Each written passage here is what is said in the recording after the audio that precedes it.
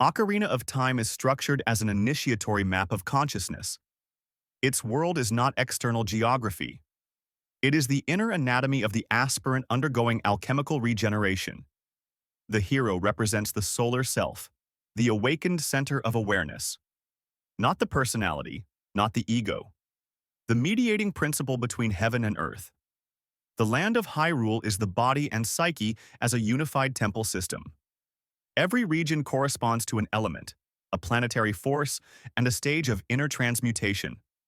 The forest represents the vegetative soul. This is the earth element in its innocent state. Growth without self-awareness. Life driven by instinct, rhythm, and nature. Initiation begins when the mercurial intelligence activates. This is symbolized by inner guidance. The awakening of discernment. The first stirring of logos within matter. The great tree is the spinal pillar. When it is corrupted, the whole system decays.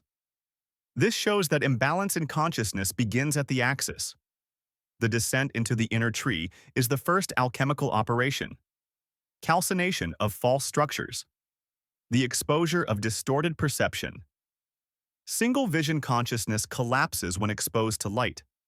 From there, awareness expands into the open field. This is the psyche learning movement and choice. But without solar authority, unconscious forces dominate during darkness. This is why night produces chaos.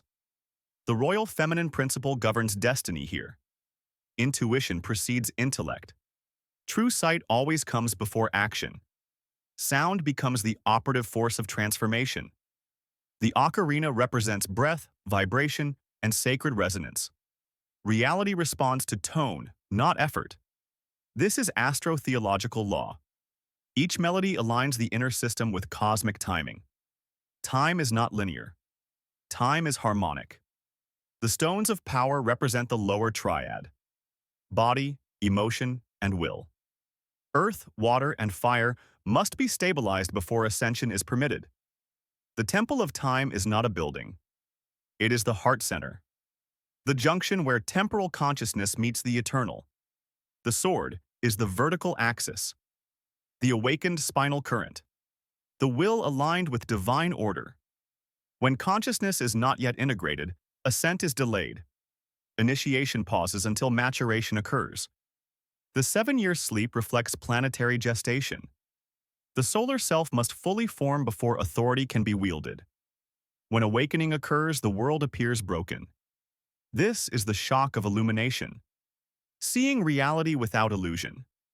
The temples that follow are not locations. They are internal chambers. The forest temple governs air and Mercury.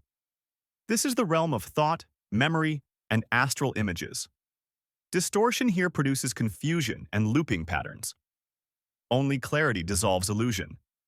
The fire temple corresponds to Mars and the solar furnace. This is will, power, and discipline. Uncontrolled fire enslaves the system. Refined fire liberates it. The water temple is Venus and the moon.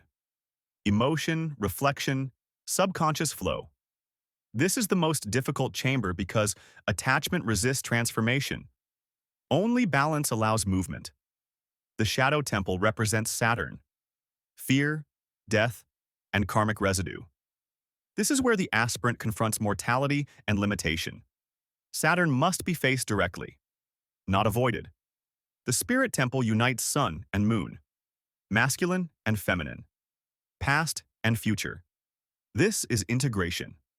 The light temple is consciousness itself, not an element, not a planet. It is the organizing principle. Ganondorf is not an enemy. He is unredeemed power. Will without wisdom. Fire without light. Victory is not destruction. It is containment and alignment. Time is restored when rhythm is restored. The ocarina does not change the past. It harmonizes the present. The child and the adult are not separate. They are unified through awareness. This is the final initiation. The soul learns to move freely through time without being bound by it.